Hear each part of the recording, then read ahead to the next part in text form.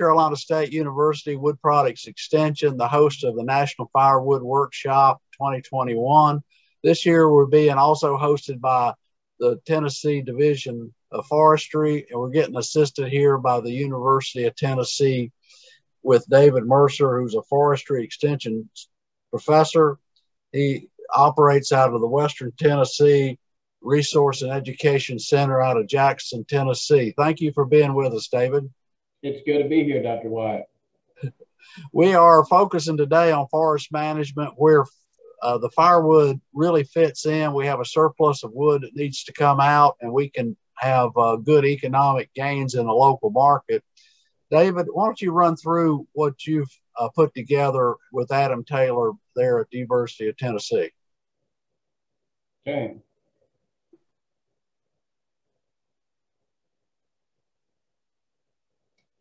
Well, this topic is firewood harvesting as a forest management tool. And this particular presentation is kind of a truncated version of this publication by the same title. And at the end of this presentation, I'll give you share the URL so that you can find this publication online. We've got hard copies of it as well. So firewood harvesting as a forest management tool. Now, by way of introduction, firewood, it's no surprise that it's a major use of wood harvested globally, but what a lot of people might not understand, there's still a lot of wood that's used for both heating and cooking purposes around the globe. Of course, there are many benefits associated with burning wood. We all understand the fact that it's comfortable. It's just the ambiance that we enjoy. But think of it too as that it is a local. By way of introduction, firewood is a major use of wood harvested globally. A lot of people might not understand that there are many places around the world that still burn wood both for heat and cooking purposes. Also, of course, there are many benefits associated with burning wood. It is a comfortable source of heat. We enjoy the ambiance that it provides. And two, firewood is a local product. So typically we don't harvest firewood and then ship it halfway across the continent. It stays locally, which means those dollars are turned over locally as well. And two, firewood is considered to be carbon neutral. And what I mean by that is, of course, carbon is emitted as the wood is burned, but it recycles back into new trees. And we can't say that about the substitutes for wood. And then finally, the benefits of utilizing firewood is that we can improve the forest condition. Many forests have been mismanaged in the past. We call this high grading, which is taking the best and leaving the rest. And these forests are in need of improvement practices, and removing firewood is a way to address this issue. More specifically, we call this timber stand improvement, or TSI. TSI then is a practice that helps us improve the composition, stocking, and growth of the forest. And what I mean by that is composition, of course, is what's out there, what species are found in the stand. We're dealing with oak, or we're dealing with box elder. And so it gives us the opportunity to push the stand in the direction we want it to go. In addition, TSI allows us to control the stocking. Now, here's what I mean by stocking. It's really the amount of the trees in a given area in relation to what's considered optimum in the forest. And so a forest can be overstocked or understocked or fully stocked. Let me show you an example of what I'm talking about. This is the Gingrich stocking chart for hardwoods. And there's a number of axes here. I just want to focus on two of them, and that is the trees per acre and the average diameter tree that we have. So what I want to point out is we can see the overstock, the fully stocked, and the understock. As we're growing a forest, we like to be growing trees in this range right here. Think of it kind of like a refrigerator. You know when your refrigerator is overstocked, you know when it's understocked, and you know when it's fully stocked. And this is the area we like to grow our trees. So if we look at these two variables, trees per acre, the number of trees per acre, and their average diameter, if we were to say let's say we've got 325 trees per acre, and if they average 8 inches in diameter, you can see what that intersects. It tells us that our stand is overstocked. By removing trees for firewood or through timber stand improvement, we can bring that down by harvesting, let's say, 75 trees per acre. They still average 8 inches in diameter, but now we've got that forest in a range where we want it, where it's still healthy and growing vigorously. So that TSI, timber stand improvement, helps us achieve that. And then finally, I've mentioned composition, stocking, and growth. So the growth rate itself can be accelerated by conducting timber stand improvement. So the steps then to do this very simply are to identify those long-term crop trees, those jewels, those gems, those ones we want to push into the future that have potential to produce good revenue when it's time to sell the tree. So identify them. And then we find the competing trees that are adjacent to those trees, and we remove the competitors out as firewood. And this releases the crown on at least 3 or preferably 4 sides of our crop tree. And so what's going to happen then to our crop trees, there's going to be a growth response, and that begins first in what we call primary growth. Primary growth is growth in the elongation of the roots and the branches. So that's what's going to happen first. Then it leads to secondary growth, which is growth that's enlargement of the girth. So let me show you what I'm talking about. Here's an example. You can see the growth rings here. We all know these as growth rings. Personally, I call this interest rate. It's not growth rings, it's interest rates rate on our tree.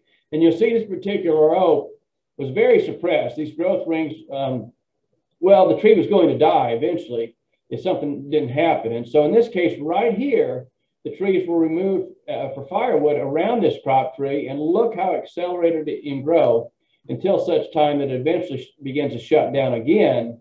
And at that point, probably the trees aren't taken out as firewood, they might be taken out as small saw logs. So this is what we can achieve through timber stand improvement, and firewood removal is an example of TSI. Now, here's what it looks like aerially. I've picked out the crop trees. Now, in a hardwood stand, our crop trees are going to be probably a minimum of about 35 feet apart, maybe up to about 50 feet apart, because in the end of the end of the end, that's all the amount of trees that we can sock into a given acre. So these are the ones that we've identified early on in the rotation as the ones that really have potential of generating revenue. And then these trees without leaves on them, those are the ones that have been selected out for firewood. So we've done what we call a crown touching release. We've released our crop tree by eliminating trees that are competitors. Now, the other trees are not removed. Of course, we need them there for stocking and so that the stand doesn't blow over. This is what it would look like, I guess, at the ground level. So these are about 8-inch diameter trees. Now, on the right side is a black walnut. That's the one that's been selected as my future crop tree. So it's a good species. It's got relatively good form. There's a slight crook at about 8 feet, but that's going to be a good crop tree. And adjacent to it is the undesirable elm. So that's the tree we would want to take out for firewood and shift that growth over to this future crop tree. And some are saying, well, elm makes lousy firewood. Have you ever tried to split it? I understand that that's an issue, but smaller diameter trees, it's not as much as issue. And of course, we've got log splitters now that make the whole process easier. Now, what constitutes a preferred crop tree? I've mentioned already that species plays into it. Of course, we know that the oaks, walnut, poplar, cherry ash, maple, you might prefer something like hickory or other species, but these are the ones that traditionally have commanded the highest value. So that's probably where the trees that we're going to favor. But species in itself is not enough. Just because we have an oak doesn't mean it's a desirable oak, because the trees also need, the crop trees also need to have good form and good grade. And form refers to the relative straightness of the tree. And then grade refers to the number of defects on the tree. So ideally, we want all three of these, good species with good form and good grade. And this will result in high value residual timber. But of course, sometimes the species may be desirable, but the form or the grade might not. And so here's some examples. What we've got here, I want you to focus on 3 different trees. This is a tulip poplar. That's a crop tree. This is a southern red oak that I've selected as a crop tree too. Now, this tree in the middle here is actually a post oak. So post oak traditionally is not a desirable species. It is an oak, and it might be good for wildlife. So it's questionable whether or not it's a desirable species. But clearly, when we look at the form and the grade, it fails. And so the form, again, refers to the relative straightness. Here we've got a fork there, and then it's hard to see, but it actually bends back here. So this tree probably was damaged years ago from a logging operation, and it resprouted. And typically they don't have good grade either. It's hard to see the defects, but they're in there on that tree. So this would be an example of a really good firewood tree to take out. Post oak, it's going to burn good and release these other trees in the process. Now, what about this? Here's another example. This is a white oak, again, a good species, but clearly it does not have good form. You can see that I'm assuming this tree was damaged as well by a previous logging operation. This stand was logged about 20 years prior. It resprouted then, so we've got lousy form and lousy grade, a good species. But if we eliminate this tree for firewood, you can see we'll be able to release that white oak behind it. And it qualifies in all three categories: the right species, good form, and good grade. That's a good future crop tree. And then one more I'm showing you here. Again, this is a white oak that normally we would prefer to grow, but it has good form. It's straight, but the grade is really poor. Those are large sized limbs on a tree that size. And if we eliminated that, we can shift the growth over to the white oak behind it. So that's how the stand of timber can benefit by timber stand improvement, in this case, firewood removal. Now, if you look at the average 10-year diameter growth response, so that's what I want to try to point out. This work was done by Arlen Perky a number of years ago, and he evaluated a number of species. There are 8 species here, from red oak all the way down to chestnut oak. And he said, okay, if we do nothing to these trees, we just let them continue growing, in other words, they are unreleased, the growth rate, the 10-year diameter growth response on these species would be as follows. So in other words, a red oak would grow about 2 inches in diameter. And when I measure diameter, foresters measure diameter at breast height, DBH. So that's 4.5 feet above the ground. That's where we're measuring the diameter. And it's saying that these trees would grow collectively, on average, about 1.8 inches over a 10-year period. Surely we can do better than that. And so by releasing these, identifying the crop trees and releasing them, this is the growth response that they were able to achieve. So in 10 years, the red oaks were growing 3.4 inches in diameter. All the way down, you see popper quite a bit, with an average of 2.7 inches over a 10-year period by releasing the crop trees. So is that good or bad? Well, you might prefer to look at it in terms of the percent increase in growth, and that looks like this. And so something I want to point out is, notice the red oak, that's a 70% increase in growth rate over this period. And the two with the highest are actually the two that we're trying to grow, and that's red oak and white oak. They respond very well to this crown touching release. Some do not respond very well at all. In other words, black cherry you can see, and even scarlet oak. So it might not release all trees equally, but on average, we're looking at a 50% increase in growth rate. So we're growing trees maybe not twice as fast overall over the life cycle, but we certainly can accelerate the growth, shorten the rotation, and get our lumber trees to market quicker by doing timber stand improvement. So I want to briefly mention some units of firewood measurement, and really the only official unit of measurement that's out there is the cord of wood, and that's 4 feet high, 4 feet deep, and 8 feet long. Ideally, really, it's 128 cubic feet in any dimension, but this is the one that's typically used, is 4 by 4 by 8. Now, sometimes you'll hear people use a rick or a face cord. Informally, that's considered to be about 1/3 of a cord. In other words, about the depth of what most people would want, or length that most people would want for firewood in the fireplace. But this is not an official measurement, and some people even would say, well, a pickup load. And of course, that certainly is not an official measurement either. It depends on the size of the pickup. And to how tightly the wood is stacked, that determines how much wood there, actual wood fibers in the cord as well. Now, if we look at the number of trees it takes to make a cord of wood, so I'll let this settle in a little bit. The number of trees needed to make a cord of wood, firewood, by size. And so here's that diameter at breast height. So we've got a 5-inch diameter tree all the way down to a 22-inch diameter tree. And this would be the total height of the tree. And then the number of trees needed to make a cord. So for instance, if we're cutting just 5-inch diameter trees, let's say it's a fairly young stand of timber, and we're doing that first timber stand improvement operation on it, kind of a cleaning, it's going to take 91 5-inch diameter trees to make a cord of wood. That's a lot of work, as you can imagine, but it certainly would benefit the forest, and it can be worthwhile. And they're the right size. Typically, these types of trees, of course, are not going to need splitting. Let's compare that to 12-inch diameter trees. It's only going to take 4 of those to make one cord. And if you have a 22-inch diameter tree, only 1 of those trees. Of course, normally once they get up in this size, you're looking at saw log or small saw log timber, and that can be sold and generate more revenue in many cases than what firewood could bring. So keep that in mind. It would take 1 22-inch diameter tree and 91 5-inch diameter trees to equal a cord. Now, which species make the best firewood? You hear that a lot, and truth be known, it's just the dry ones. All wood is potentially good firewood from all species. Some is more dense than others, and it might burn longer and produce more BTUs, more heat, but it's all capable of being burned and producing heat. So wood from any tree can be good firewood. The key is that it's the wet wood that will smolder, burn slowly, and produce less heat. So it needs to be dry if we want to have reasonable firewood. And so what we've got here, BTU is the British thermal unit, and it's the BTUs provided by the moisture content of the wood. So we've got green wood, semi-dry wood, and air dry wood.